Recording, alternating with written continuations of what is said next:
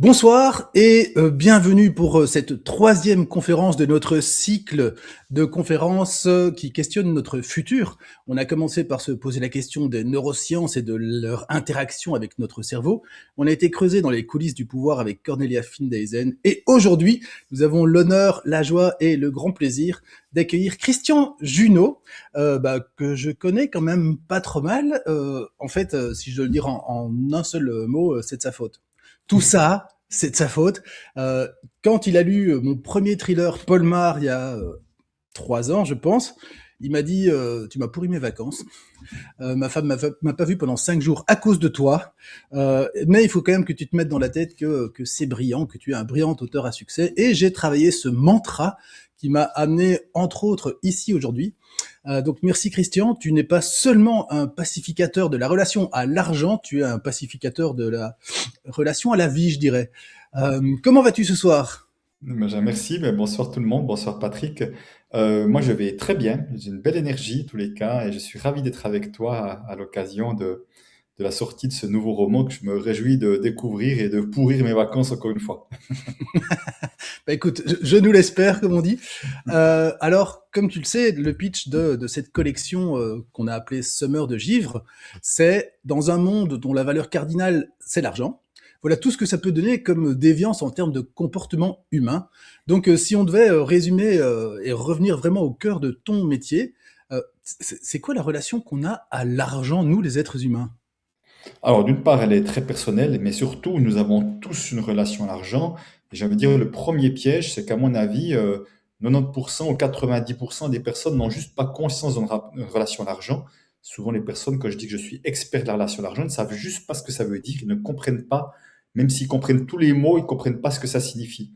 Donc cette relation d'argent, elle est faite de différentes formes de comportements, elle parle de différentes émotions, elle parle de différents blocages également que nous pourrions avoir. En fait, le fait d'être plus ou moins à l'aise et que ce soit plus ou moins fluide de la manière dont l'argent circule dans notre vie. Mais en fait, moi, ce que j'aimerais bien, c'est, parfois, je me fais la réflexion, ce serait tellement bien un monde sans argent.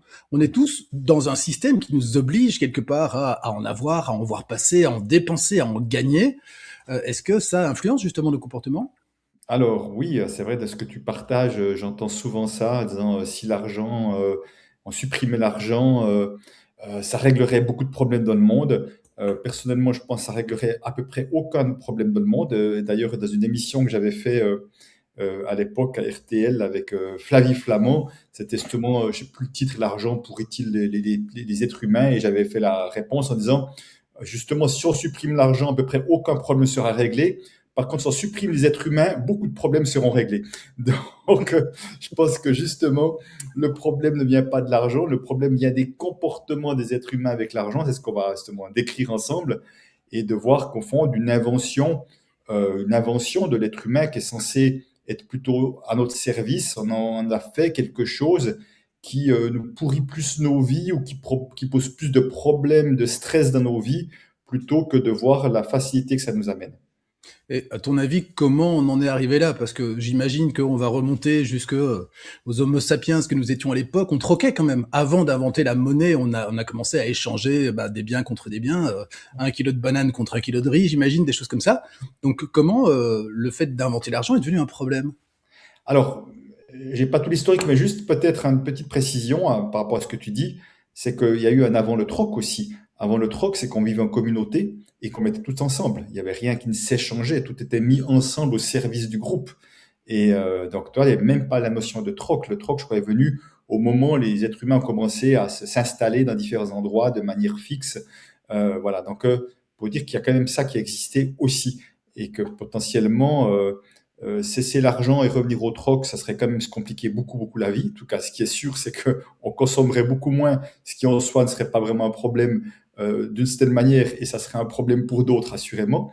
Donc, alors, évidemment, comme c'est quelque chose qui s'est mis, je pense, qui s'est mis en place de manière assez insidieuse, je dirais, peut-être ce dérèglement, si je peux dire ce mot-là, que nous avons vis-à-vis de l'argent, j'arrive pas à te donner ça parce qu'il aurait fallu qu'il y ait des enquêtes qui se fassent à une époque, tu vois, des Mhm. enquêtes sociologiques et tout qui ne se faisaient pas à l'époque. Mais je peux bien imaginer que très vite, à tous les cas, il y a des personnes qui ont compris que quand on détenait certaines sortes de possessions, on parle d'argent, ça peut être du sel, ça peut être de l'or, ça peut être des terrains, ça peut être différentes choses, ça nous donnait un certain pouvoir.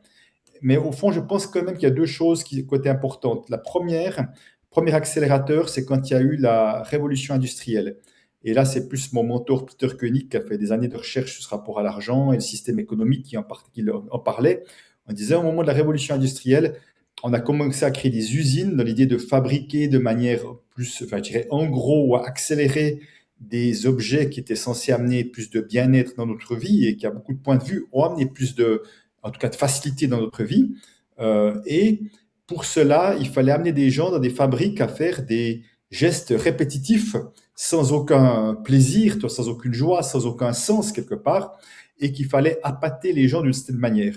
Et là, il y avait déjà une sorte de promesse qui était faite avec l'argent. Alors, c'était pas évidemment pas nommé comme ça, mais quelque part, c'était sous-entendu comme ça, contre la pénibilité de votre travail, ou de la notion de souffrance, ce fameux travail avec certains, tout le monde n'est pas d'accord par l'étymologie tripalium, c'est cet instrument Ouais, de Tripalium, ouais. reconstruction de torture à trois pieds.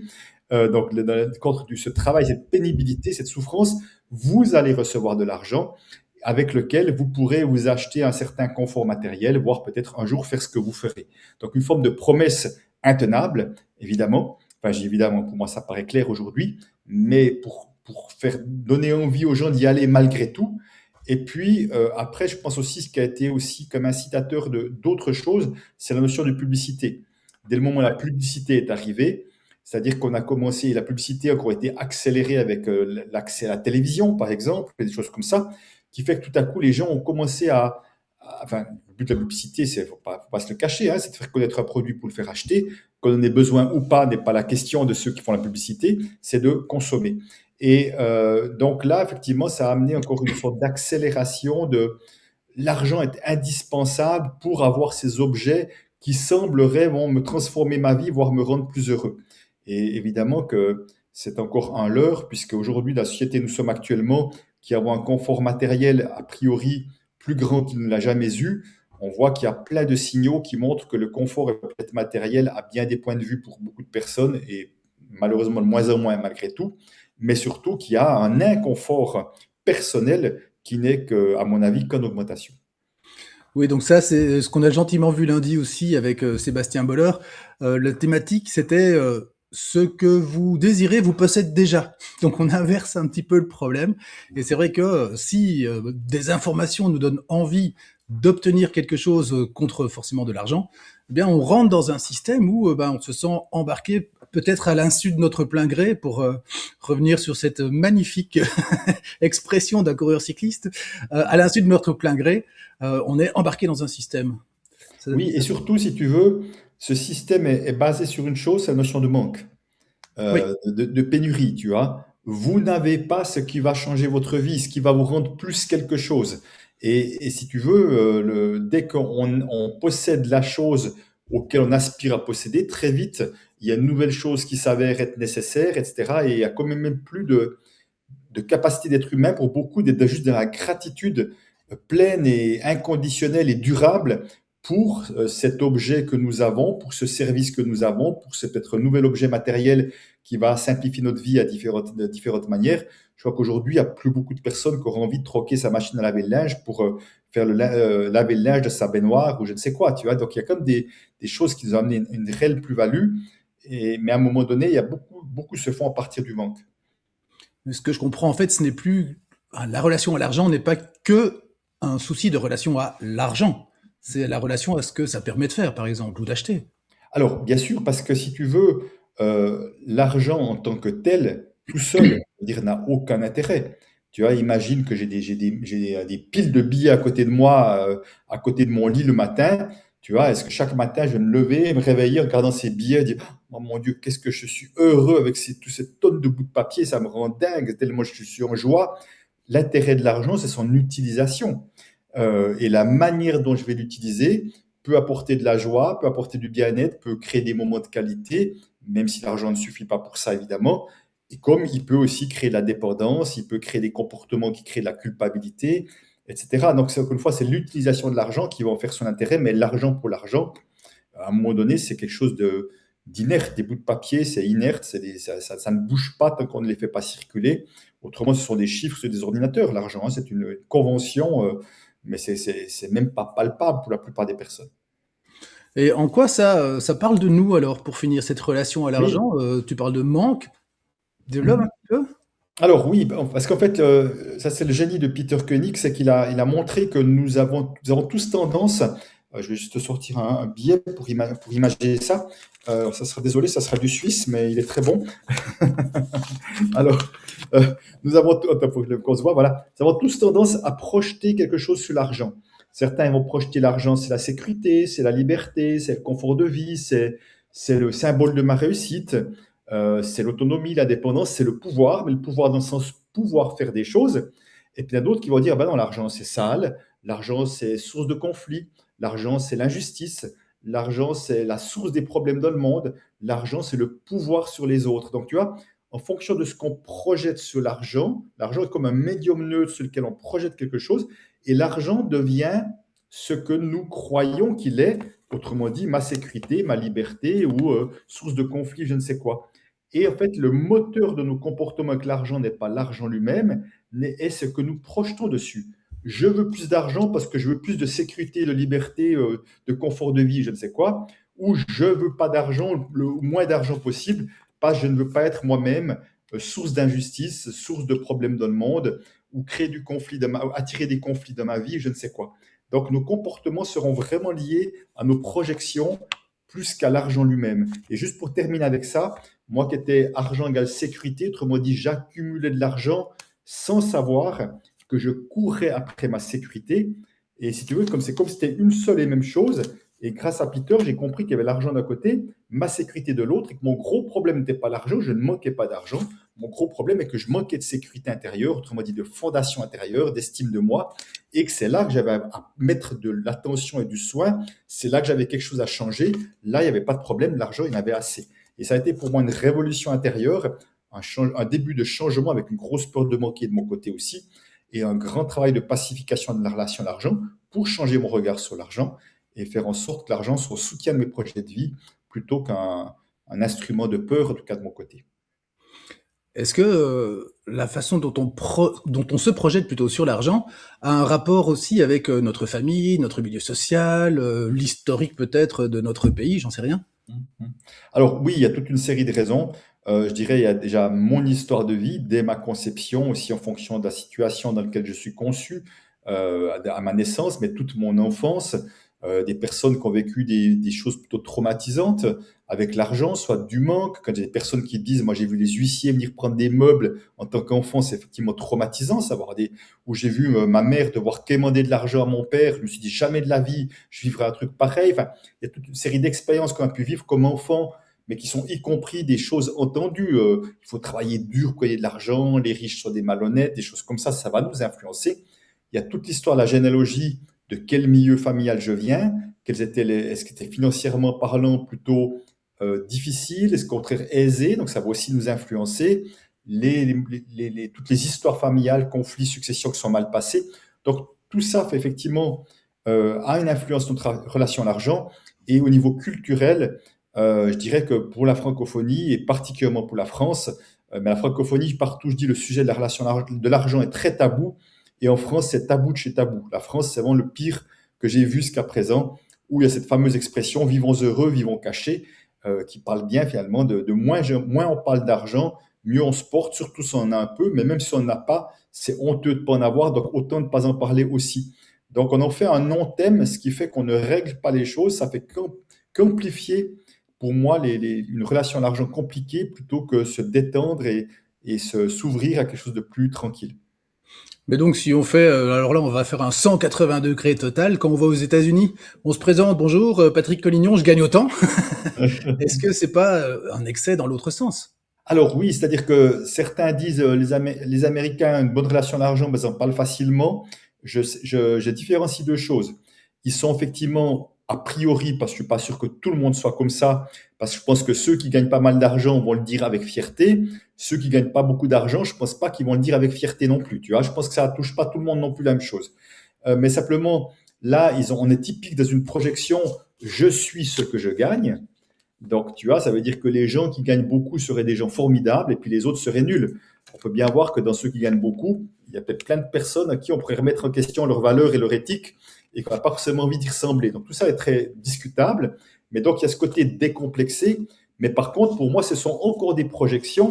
Donc, ce sont encore, pour moi, une relation à l'argent qui n'est pas pacifiée, qui n'est pas, je mets des guillemets sur le mot saine, dans le sens qui n'est pas adéquate, dans le sens au service de son projet de vie, parce que ça veut dire que ces gens vont courir après l'argent sans savoir que c'est après leur valeur qu'ils courent. Et s'ils courent après leur valeur, ça veut dire qu'ils n'arrivent pas à se donner de la valeur pour qui ils sont et cherchent à donner de la valeur pour ce qu'ils gagnent ou pour ce qu'ils possèdent, ce qui est encore un autre piège. Donc la question aujourd'hui, c'est et comment ça, tout ce dont on vient de parler, peut entraîner des comportements négatifs, toxiques. Donc dans un monde dirigé par l'argent, quels comportements sont poussés, encouragés? Alors, plusieurs choses. La première, c'est que je dirais, l'argent ne dirige rien du tout, puisque l'argent, encore une fois, c'est des bouts de papier, tu vois, ça n'a pas de sens de dire les bouts de papier dirigent le monde. À une époque, l'argent, c'était des coquillages, on va pas dire, ah ben, les coquillages dirigent le monde, ça n'a pas de sens de dire ça, tu vois. Donc, derrière l'argent, derrière la circulation de l'argent, il y a toujours des êtres humains. Même qui vont peut-être même qui vont créer des programmes automatiques de trading en bourse, ce sont encore des êtres humains derrière, même si c'est de l'argent qui va circuler. Donc, c'est important de revenir à ça parce que ça remet, je dirais, la responsabilité de chacun derrière ses comportements. Donc, la question, effectivement, qui vient est plutôt de se dire qu'est-ce qui fait que des personnes qui en ont déjà largement assez en veulent toujours plus? Ouais. Et surtout comme un but en soi. C'est vraiment important de différencier l'argent comme un but en soi et, entendons-nous, ceux qui arrivent à peine à subvenir à leurs besoins, qui veulent plus d'argent et tout, ça me paraît que j'arrive tout à fait à le comprendre et à avoir beaucoup d'ouverture et d'empathie par rapport à ça, même si au fond, à travers l'argent, c'est peut-être plus de nourriture, enfin, peut-être moins de stress qu'ils veulent aussi. Mais à un moment donné, si tu veux, c'est la différence entre avoir des problèmes d'argent et avoir des problèmes avec l'argent. C'est-à-dire que beaucoup de personnes n'ont pas de problème d'argent dans le sens qu'ils ne manquent pas d'argent, mais ils ont un problème avec l'argent, ce qui fait que même qu'ils ne manquent pas d'argent, ils en veulent plus. Ils veulent plus d'argent pour plus d'argent. Tu vois, c'est juste pour de mauvaises raisons, j'ai envie de dire, parce que l'argent, il n'en manque pas. Je donne souvent l'image, imagine que j'ai un garde-manger qui est bourré de nourriture, vraiment pour des mois, voire des mois, il n'aurait pas l'idée de dire bah, je vais faire un deuxième garde-manger, un troisième, puis un quatrième, tu vois.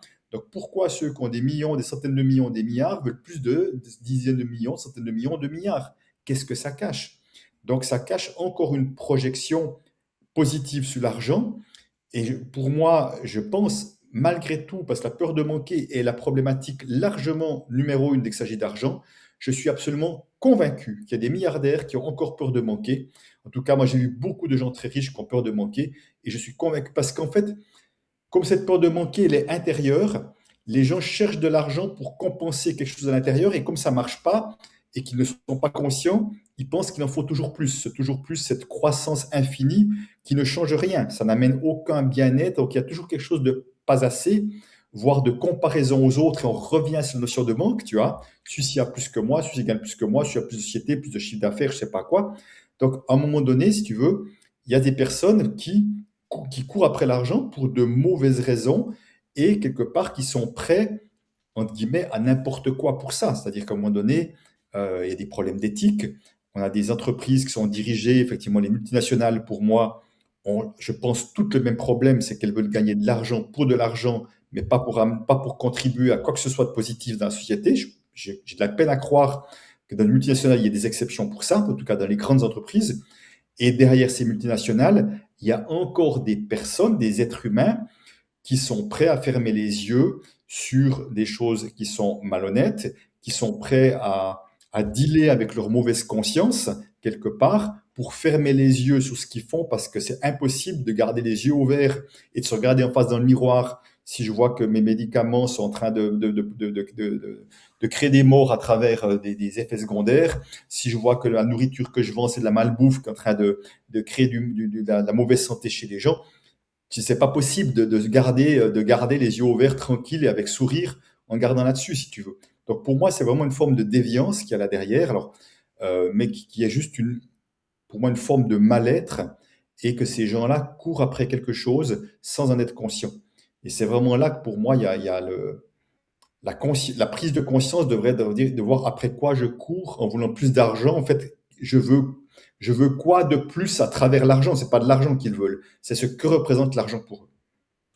Donc, ce que je comprends de ce que tu dis, c'est l'argent dans notre société, c'est une valeur importante, pas une valeur juste monétaire, mais juste, pardon, je veux dire une valeur, quelque chose vers lequel on a tendance à tendre, une valeur cardinale. Mais à côté de ça, il y a nos valeurs morales, éthiques, et c'est pas toujours en accord alors. Non, ben, c'est qu'à un moment donné, je pense que si l'argent est un but en soi, si tu veux, c'est comme s'il fallait choisir son camp, être ou avoir quelque part. Alors que là, je différencie vraiment ceux qui gagnent beaucoup d'argent comme une conséquence. C'est-à-dire, je me focalise sur ma contribution au monde, je me focalise sur en quoi l'énergie que je mets peut améliorer des choses dans le monde, et potentiellement, si je vise juste, si ce que j'amène amène une réelle plus-value, potentiellement, je peux gagner beaucoup d'argent. Mais c'est une conséquence. Mon focus, il est mis ailleurs. Là où le focus est mis sur l'argent, c'est au détriment d'autre chose. C'est-à-dire qu'à un moment donné, on attend que les êtres humains soient au service des entreprises, alors que les entreprises devraient être au service des êtres humains et de la société, tu vois. C'est là qu'on a inversé quelque chose et que ce fameux toujours plus, tu vois, là on est pris dans un piège, c'est qu'on est dans un piège d'une économie qui pour fonctionner ne peut fonctionner qu'avec de la croissance. Autrement, tout s'effondre. Et c'est juste pas possible. La croissance infinie n'a jamais existé, n'existera jamais. Et à un moment donné, si tu veux, il y a trop à perdre plutôt que de voir la réalité en face. En tout cas, pour ces personnes qui tirent, je dirais, les ficelles un peu plus que d'autres. On dit souvent que, alors j'ai pas le chiffre exact, mais 120 familles possèdent la même chose que le reste de l'humanité. Donc la même chose, la même puissance financière ou les mêmes richesses. Oui. Est-ce que je sais pas si tu as eu l'occasion de creuser la question, mais est-ce que c'est vrai? Et deux, est-ce que justement, comme tu viens de le dire, c'est pas elle qui, au final, tire les ficelles, d'accord, mais décide de comment tous les autres doivent vivre? Alors, oui, alors, j'ai entendu plusieurs fois différents chiffres de pourcentage, de nombre, mais en tout cas, on est tous d'accord pour dire que c'est une minorité, vraiment une toute petite minorité qui possède effectivement un truc de fou par rapport à l'ensemble de la société. Et je dirais, ça va même plus loin dans la déviance actuelle, c'est qu'on voit aujourd'hui que les médias sont détenus par quelques grands groupes dans le monde et qui réussissent encore à avoir toute une série de subventions de la part des États. Donc, non seulement ils réussissent à payer le moins d'impôts possible, mais ils réussissent encore à se faire financer par les États. Alors évidemment qu'il y a des liens de connivence, donc c'est extrêmement malsain tout ça évidemment, mais je pense qu'on arrive dans une sorte d'extrême, euh, d'extrémité, dans un dysfonctionnement qui se fait au détriment de l'ensemble. Alors évidemment que ces personnes-là, je crois qu'elles sont pas folles. Je crois que pour une partie d'entre elles, elles se rendent compte que le système est en train de s'écrouler et qu'il faut encore essayer de maintenir le mort-vivant vivant le plus longtemps possible, tu vois, pour essayer encore de s'en sortir. L'acharnement thérapeutique, c'est ça, Voilà, on financier, est pardon. exactement là-dedans, l'acharnement thérapeutique, et ça fait un moment qu'il s'acharne, mais s'acharne bien. Donc, mais moi j'aime bien revenir à ce que Coluche disait, quand il disait, quand on pense, il suffirait qu'on n'achète pas pour que ça n'existe pas. Et tu vois, c'est là que c'est important d'aller voir comment nous, on peut reprendre notre pouvoir là-dessus, plutôt que subir des choses. Quels sont les choix qu'on fait dans notre vie? Je dis pas que c'est facile, mais je dis que c'est un chemin de conscience. Comment ensemble on décide peut-être de créer des circuits courts, d'aller directement chez le producteur plutôt que passer par toute une série de chaînes, de choses et tout, où on y laisse des plumes. Donc il y a effectivement quelque chose à faire et que à un moment donné, alors ça c'est juste pour l'aspect, je dirais, pratique en lien avec l'argent, parce qu'après il y a autre chose évidemment, c'est de remettre plus d'amour, et tu connais bien ça à travers l'autre collection Semeur de cœur, on peut remettre plus d'amour dans nos relations, dans notre vie, parce que si on met plus d'amour, on est forcément plus attentif aux autres, et on n'est pas prêt à faire n'importe quoi avec notre argent. Je pense que vraiment c'est important de voir que notre argent a quand même aussi un pouvoir positif, en tout cas si on choisit de le voir comme tel, en termes de là où qu'est-ce qu'on a envie d'encourager quelque part à travers notre argent. Oui, là, je tire la citation carrément de toi. Tu dis souvent que un billet, c'est comme un bulletin de vote. Mhm. Donc, c'est vraiment ça dont tu viens de parler. Oui, absolument. Et c'est un bulletin de vote qui est tellement, tellement plus puissant que celui qu'on met de temps en temps dans une urne. où on a l'impression que ça ne sert plus à grand-chose. D'ailleurs, beaucoup ne vont plus voter, alors qu'en fait, nous votons tous les jours avec notre argent. C'est-à-dire, et c'est important de s'en souvenir parce que, comme je dis souvent, si on veut des petits commerces dans les villes ou dans les grands villages, ben, il faut aller consommer auprès de ces petits commerces plutôt que dans les grandes surfaces. On ne peut pas s'étonner que les petits commerces disparaissent si on n'y va pas. Si on veut des entreprises dans nos régions, ben, c'est important d'acheter local plutôt que d'acheter à l'autre bout du monde, des prix peut-être meilleurs marché, mais produits dans des conditions dont on ne sait pas trop, on n'a pas trop d'informations, avec tout le transport et la pollution qu'il y a derrière. Donc, et c'est aussi une manière d'avoir de l'emploi dans notre région. Si on veut de l'emploi dans notre région, il n'y a pas de miracle. Donc, si tu veux, si on veut aussi favoriser ceux qui s'occupent de la terre de manière respectueuse plutôt que ceux qui mettent beaucoup de pesticides, ben, c'est d'aller chez eux. Donc là, encore une fois, avec notre argent, chaque fois en achetant chez eux, on est en train de donner un message qui est: je vous encourage à continuer de la sorte à travers mon argent. C'est comme si on leur donnait du carburant pour continuer, si tu veux, à travers l'argent. Et en même temps, c'est important de se souvenir que quand effectivement on donne de l'argent auprès d'entreprises dont on ne partage pas les valeurs, on est aussi en train de dire: on vous encourage à continuer de la sorte, même si on n'est pas d'accord avec ce qu'ils font. Donc c'est pour ça qu'à un moment donné, ça demande de la vigilance. Alors je pense à une grosse entreprise suisse dans l'alimentaire, le café et les boissons, que j'essaie de ne pas acheter, parce que je les connais bien. En plus, j'ai travaillé dans le même lieu, même la même ville où ils étaient, donc j'ai connu beaucoup de dirigeants et autres, et qui étaient des gens charmants. À part ça, j'ai rien contre les êtres humains, c'est l'entreprise auquel je parle.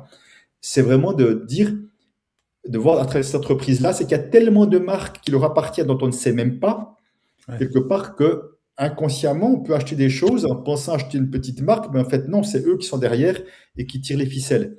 Donc, c'est pas simple, malheureusement, mais ça demande peut-être justement de temps en temps de s'informer. Et puis, en même temps, moi, le premier, j'ai des progrès à faire. J'ai envie de dire, si petit à petit, on apprend à être un peu plus vigilant dans notre manière d'utiliser notre argent, à être un peu plus conscient, parce qu'en fait, on crée la société de demain à travers l'argent. Puisqu'on encourage certains, on décourage d'autres.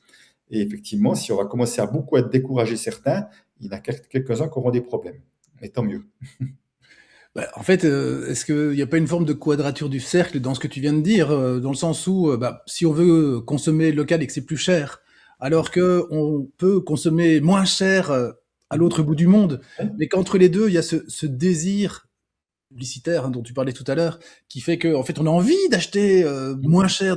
Comment on pourrait régler ça? Parce que ça nécessite de travailler sur sa propre peur du manque ou de ne pas avoir le prochain truc inutile ou pas cher, fait par des enfants pour des enfants, là, genre, comme on disait à l'époque. Ça nécessite un vrai travail sur soi, en fait. Alors oui, tu as raison dans le sens que comme la peur de manquer est tellement connue et fréquente, et comme je l'ai bien connu, le problème c'est que quand on est dans la peur de manquer, si tu veux, euh, on a la caméra tournée juste sur soi, autrement dit sous ma peur, et mes actions partent de la peur, et pour essayer d'avoir le moins peur de manquer possible, j'aurais tendance à dire: il faut que je dépense le moins possible, ça me rassure. Et ça veut dire que je ne regarde pas trop, je ferme les yeux sur d'où ça vient, comment c'est produit, parce que je suis plus en lien avec ma peur qu'en lien avec l'impact que j'ai. Donc, c'est vrai que pacifier ce rapport à l'argent, c'est déjà être beaucoup plus serein, beaucoup plus tranquille, quelle que soit sa situation financière. J'insiste parce qu'il y a des personnes qui disent: ma situation financière n'a pas changé, mais je suis tellement plus serein dans ma vie que ça fait une différence énorme. Donc, on voit bien qu'il y a la réalité matérielle et la manière dont nous vivons la réalité matérielle. Donc ça, c'est une première chose. Une deuxième chose, je dis souvent aux personnes, je travaille beaucoup ce que j'appelle avec des entrepreneurs de cœur, et je leur dis: mais vous n'allez pas vous bloquer dans votre réussite, dans le sens que si vous avez envie de contribuer à un maximum de personnes, contribuez à un maximum, et puis si vous gagnez plus d'argent, c'est parfait. Plus nous serons en conscience de ce que notre argent peut faire, plus nous serons nombreux, plus nos bulletins de vote seront importants, plus ça aura un impact dans la société. Donc c'est sûr que ce chemin de conscience, il est nécessaire pour voir, mais dans toutes sortes, pas seulement sur la relation à l'argent, hein, aussi nos comportements, notre gestion des émotions et de plein de choses différentes, si tu veux.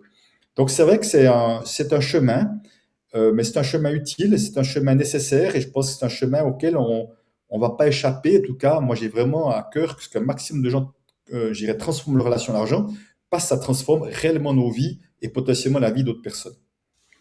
Donc, j'ai lu récemment 4 phrases, hein. La première, c'est les pauvres payent les impôts. Les gens un peu aisés payent un comptable, les gens riches payent un avocat, et les ultra riches, ils s'offrent un politique. Donc, enfin, ou de la politique ou un politicien, une politicienne, ça dépend.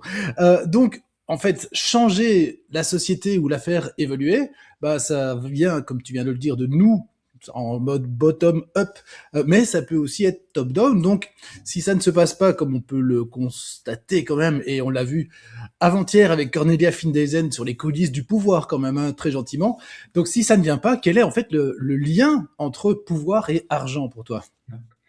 Oui, alors si tu veux, là aujourd'hui, j'ai malheureusement pas d'espoir que le changement vienne d'en haut, parce que je pense effectivement qu'il y a quelque chose de sclérosé, de pourri, enfin les gens, ces personnes-là sont pris dans des jeux, dans des peurs épouvantables à mon avis.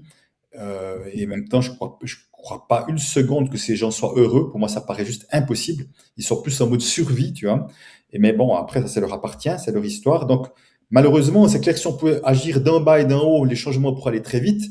Mais pour l'instant, je crois qu'on n'a pas le choix déjà de faire notre part. Parce que tant qu'on attend de l'extérieur, on est en mode dépendant pour passer notre vie à se plaindre, mais ça va rien changer. Donc, autant faire chacun sa part et la plus belle part possible, déjà. La deuxième partie de ta question sur le pouvoir, rappelle-moi, c'était quoi? Tu m'as dit le. Donc le lien entre le pouvoir et l'argent. Oui. Ben, si tu veux, en fait, dès le moment où on donne à l'argent un pouvoir qu'il n'a pas, parce que c'est bien ça qui se passe, le pouvoir de me rendre libre, de me rendre sécure, alors que même si des millions ne suffisent pas pour être sécure, on voit bien que l'argent, ça ne fonctionne pas. Donc, à un moment donné, il va s'agir de revoir l'argent pour ce qu'il est, à ce à quoi il sert et pourquoi il a été créé, et arrêter de donner un pouvoir qu'il n'a pas. Donc, déjà, c'est de décorréler ce que j'appelais cette projection qu'on a sur l'argent et de revoir juste l'argent pour de l'argent et pas ce que j'y colle dessus. Ça va être un premier pas. Et après, on va voir que le pouvoir, mais finalement, c'est pas l'argent, c'est notre pouvoir à travers l'argent, si tu veux, c'est justement d'en faire un bulletin de vote d'une société meilleure. Mais ça, c'est encore une fois le pouvoir que nous prenons, nous, et c'est un choix personnel de décider à travers l'argent, comme je peux décider que je vais je dirais, montrer mon amour autour de moi, être quelqu'un de plus empathique, ça part d'un choix personnel que je peux faire de différentes manières, comme je peux décider de donner plein de choses dans mon appartement, ou des choses en trop, ou de le prêter. Enfin, tu vois, je peux faire circuler plein de choses, y compris mon argent, et ça reste un choix. J'entends, tu viens de parler des gens qui, quelque part, se plaignent, hein, ce qu'on peut très bien comprendre, parce que après le Covid, après la guerre en Ukraine, après maintenant c'est le détroit d'Ormuz, jusqu'à ce qu'on ne sait plus quand. Donc chaque fois, ça nous tape à nous, pauvres middle class, des contraintes supplémentaires. Ça baisse notre pouvoir d'achat, c'est compliqué. Est-ce que toi, tu penses que quelque part, il y a une forme de, on est un peu comme des proies d'un système, et s'il y a des proies, il y a forcément des prédateurs. Est-ce que l'argent excite le prédateur? Alors oui, enfin l'argent, encore une fois, mais je pense qu'à travers l'argent, je pense que c'est le pouvoir. Parce que je pense que beaucoup de personnes dans ces milieux-là ont associé argent et pouvoir. Autrement dit, mon pouvoir dépend de l'argent que j'ai ou sont assoiffés de pouvoir. euh, et je pense vraiment qu'il y a il y a des choses pathologiques hein, pour une partie d'entre eux. Mais encore une fois, on peut psychologiser tout ce qu'on veut, ça va rien changer. Donc, j'ai pas envie de perdre trop de temps avec ça. J'ai plutôt envie de passer du temps, de voir ce que je peux faire moi. Mais donc effectivement, et j'ai déjà perdu ta question. Je suis désolé. Si tu peux Tu me- parlais, est-ce que l'argent excite le prédateur Ah, ou est-ce que d'accord. le pouvoir excite le prédateur à travers Oui, l'argent? Donc, oui. Donc, l'argent, le pouvoir, enfin, différentes choses, effectivement.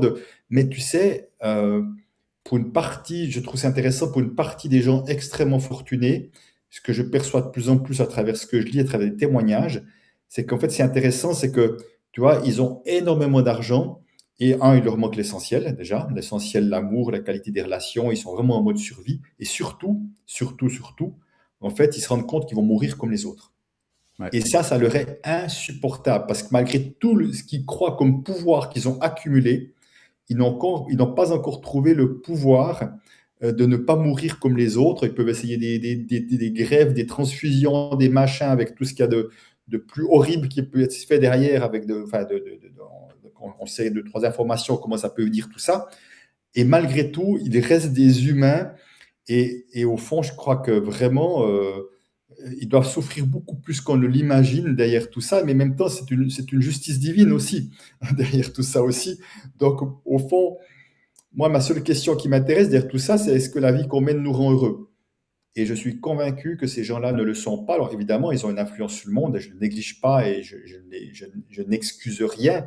Tout au plus, je peux regretter qu'ils ne soient pas plus éveillés peut-être et qu'il n'y ait pas des chiffres de temps en temps un peu plus réguliers. Il y en a certainement, et heureusement.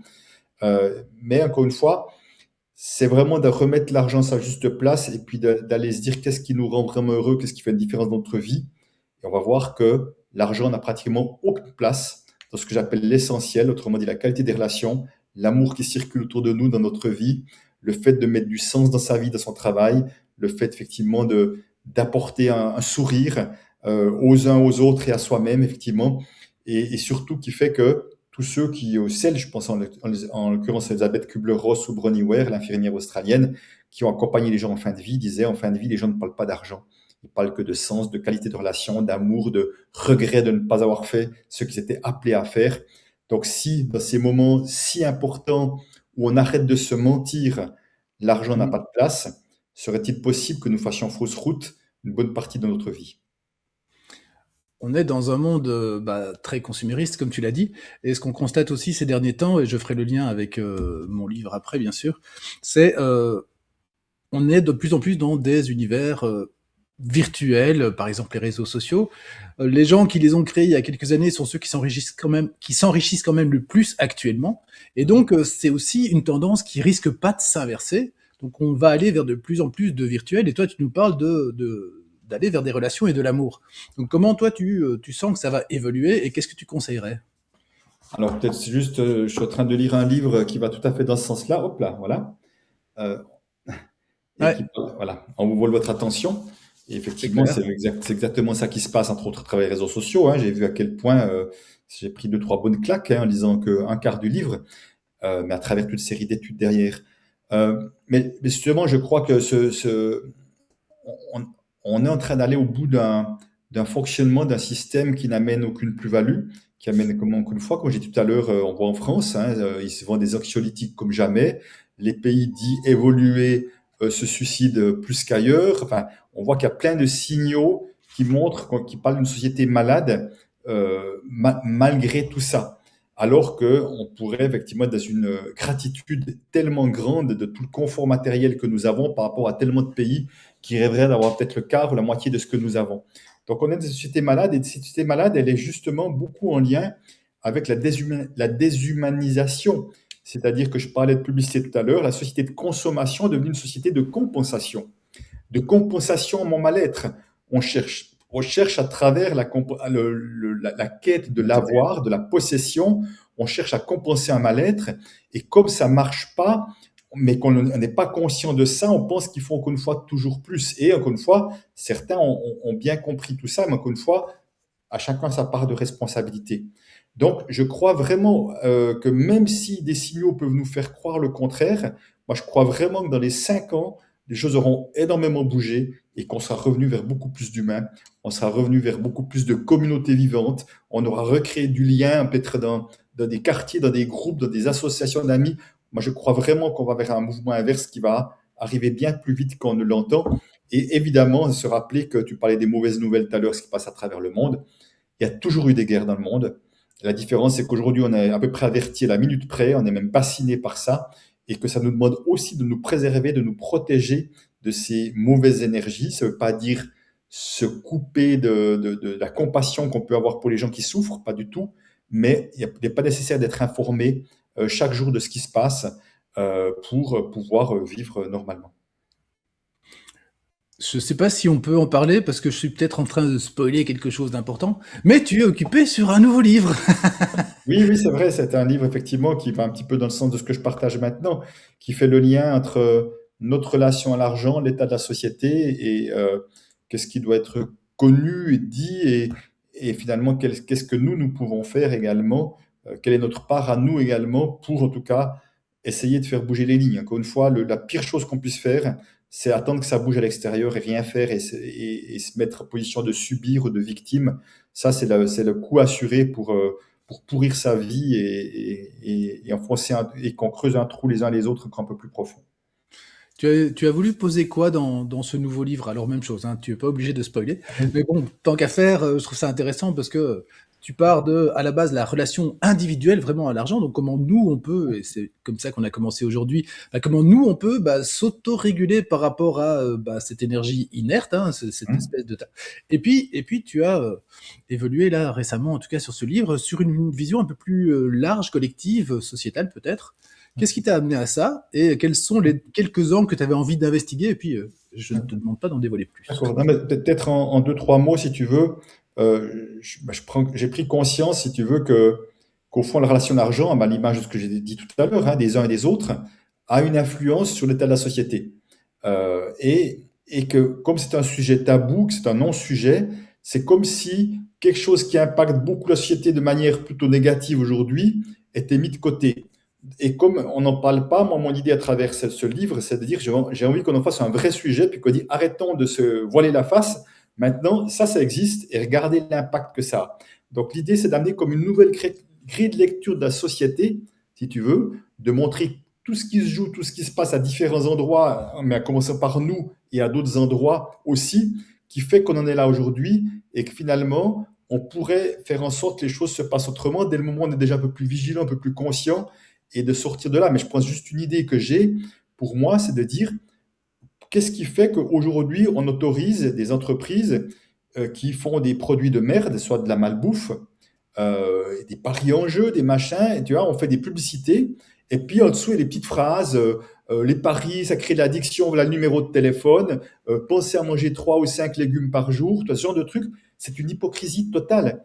Donc pour moi, si on fait la publicité, ça devrait être interdit pour toute une série de services et produits qui vont à l'encontre du bien-être global. Déjà, juste ça, ça va déjà commencer à faire bouger les choses, tu vois. Et donc, il y aura moyen de mettre des choses en place qui fait qu'on devrait aller vers la même direction plutôt que comme des forces opposées. Et c'est vraiment ça que je veux mettre en évidence. La ville d'Amsterdam vient d'interdire les publicités sur la malbouffe, d'ailleurs, entre Ah ben parenthèses. magnifique, tu vois, comme quoi ça montre que les choses bougent. Et malheureusement, c'est bien que tu le dises parce que ça devrait faire la une de tous les journaux, de tous les journaux, de tous les journaux télévisés, mais on va pas commencer à donner des mauvaises idées à d'autres, hein, attention. Et puis, bon, là, je suis désolé pour les 5 fruits et légumes par jour. Pierre Desproges disait, moi, je veux bien, hein, 5 fruits et légumes par jour, mais moi, à la troisième pastèque, je cale. Hein. Donc, est-ce que le côté collectif, notre façon de voir les choses de manière collective, impacte à ce point-là nos comportements? Est-ce que nous, au niveau individuel, on peut changer le collectif? Je te laisserai sur... Enfin, avant-dernière question, c'est comment ça interagit les deux? Tu viens un peu d'esquisser. Et puis surtout, qu'est-ce que nous pouvons faire individuellement ou collectivement pour faire bouger les choses? Tu sais, je crois que dans toute société, il y a toujours eu des personnes qui ont été des novateurs, évidemment, et qui ont montré des nouvelles voies.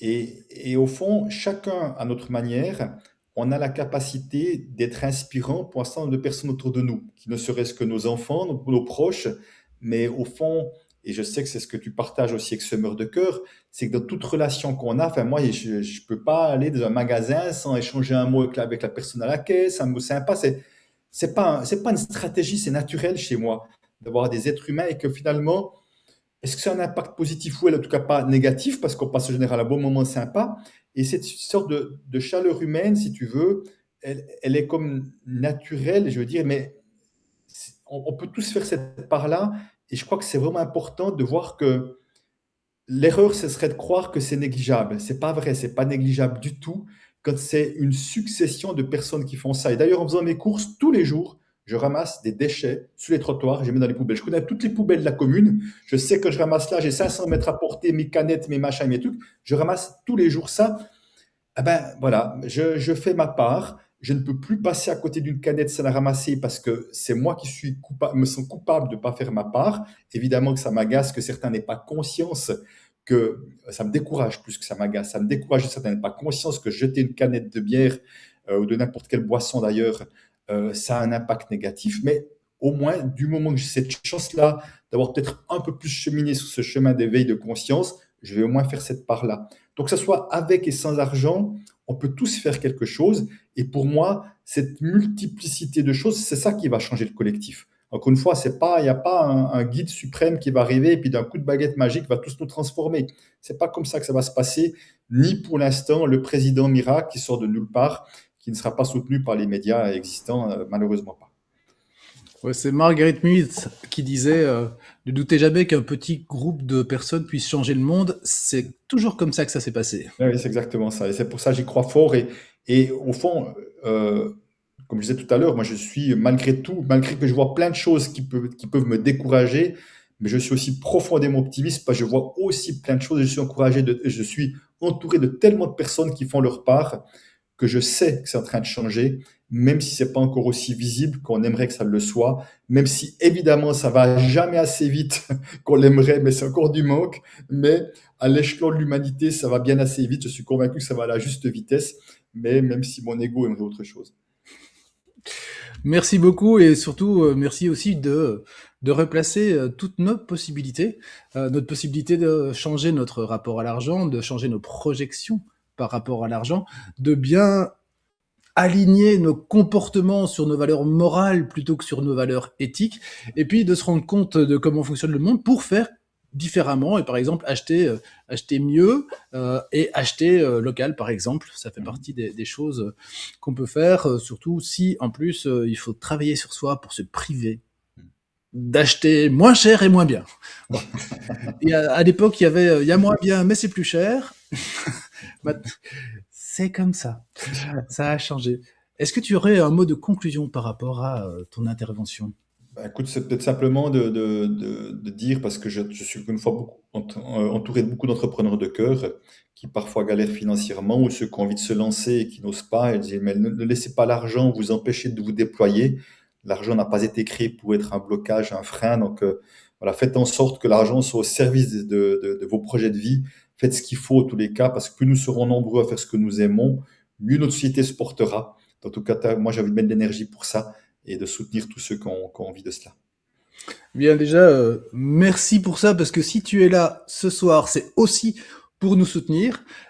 Merci, comme nous remercions d'ailleurs Sébastien Boller, qui nous a fait l'honneur d'une première conférence sur ce que vous désirez vous possède déjà. Cornelia Findeisen qui nous a fait le plaisir de la deuxième sur les coulisses du pouvoir. Et là, on clôture ce cycle de 3 conférences sur ce que l'argent dit de nous, sur notre rapport à l'argent. Merci infiniment, Christian Junot. Ces 3 conférences vous étaient offertes dans le cadre du lancement de mon nouveau crowdfunding chez Pachenko Édition. Donc Pachenko Édition, et ça Christian le sait très très bien, c'est une maison d'édition que j'ai créée en janvier 2026, c'était il y a quelques mois donc, et qui a pour objectif de porter des auteurs qui ont des choses à dire, qui sèment du cœur, Christian l'a dit plusieurs fois pendant son intervention, qui sèment des graines d'un futur meilleur, en tout cas par exemple à travers l'éducation, qui sèment des graines d'éveil aussi, et puis qui sèment du givre. Et ça, c'est les thrillers, là en l'occurrence c'est moi qui l'écris. On sème du givre, c'est-à-dire qu'on connaît, et c'est pour ça qu'on en parle aussi, par exemple, avec des spécialistes comme Christian Junot, on connaît le monde dans lequel on vit, et c'est pour ça qu'on sait qu'il est important d'y apporter plus de lumière, plus de sagesse, plus de paix, plus d'amour, mais on le connaît, et c'est important aussi, dans un monde dirigé par l'argent, de voir toutes les déviances en termes de comportement humain, et dans Sexode, vous allez voir que non seulement on parle de politique, et on parle de notre rapport à nous, et à l'autre, même au niveau intime, mais ne vous arrêtez pas à ça, c'est pas 9 semaines et demie, loin de là, c'est une enquête policière, et si je vous en parle aujourd'hui, c'est que là, maintenant, à la fin de l'intervention de Christian, on lance le crowdfunding. Chez Pachenko Édition, on a décidé de faire comme ça. Chaque livre est proposé en financement participatif à la communauté des gens qui nous suivent. L'idée, c'est d'une part de créer un momentum, parce que c'est plus chouette de lancer un financement participatif que de lancer un livre dans une bibliothèque, je trouve. Et ensuite aussi pour éviter le gaspillage de papier. On n'en a pas parlé directement, mais en fonction du nombre de préventes, eh bien, on fait un tirage qui correspond et on n'imprime pas 50 000 exemplaires qui partent au pilon si on n'en vend pas 49 999. Et ça, en France, en l'occurrence, même spécifiquement, moi je suis belge, ça s'entend peut-être, mais en France, spécifiquement, eh bien, c'est ce qu'on fait. Donc, un crowdfunding. Christian, tu as un truc à dire ?